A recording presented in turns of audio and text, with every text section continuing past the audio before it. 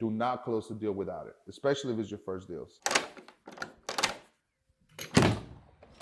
What does it mean to put a house under contract? I remember when I first started, I used to hear that term and I didn't quite knew what he meant. And all he simply means is you as the buyer, once you agree terms with the seller, the terms meaning purchase price, is there going to be any down payment? Are you going to get a survey? Is there going to be inspections? Is there going to be appraisals? Is the property as is? There's different agreements. Is there going to be a lease back? All of this, once you and the seller have come to an agreement, again, purchase contract. And all that is a legal document that binds you as the buyer and the seller to go through a legal transaction to buy real estate. 143, we use the most generic legal document in the state of Texas, which is the TREC purchase contract, Texas Real Estate Commission purchase contract. You can Google that, you can download it. It's pretty user friendly. Once you filled out this document, it has a space for everything that I just mentioned: appraisal, down payment, purchase price, lease backs, property as is, does it have a survey? All of those items are listed in the purchase contract. Once this document has been filled out and signed by both parties, you take it to a title company. The title company then is gonna open title.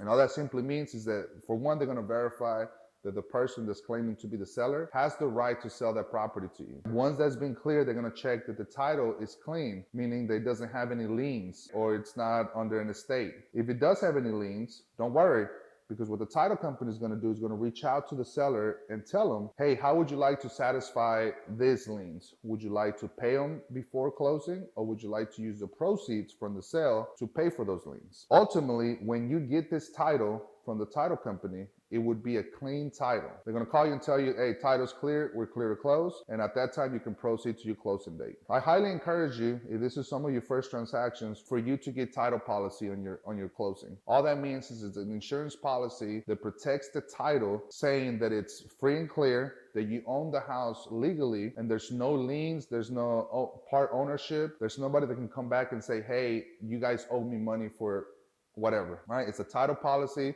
and I highly recommend it. Do not close the deal without it, especially if it's your first deal. So again, what's putting a house under contract? All it is a binding document between the seller and the buyer that agrees to all the discussed terms, takes to a title company does the research, they get back to you and say you're good to close, and at that moment you go and seek the financing. And at that moment, you get your financing ready, and you can go up to your closing date and purchase a property. If you have any other questions on how to fill out a purchase contract, feel free to reach out to us. We're here to help.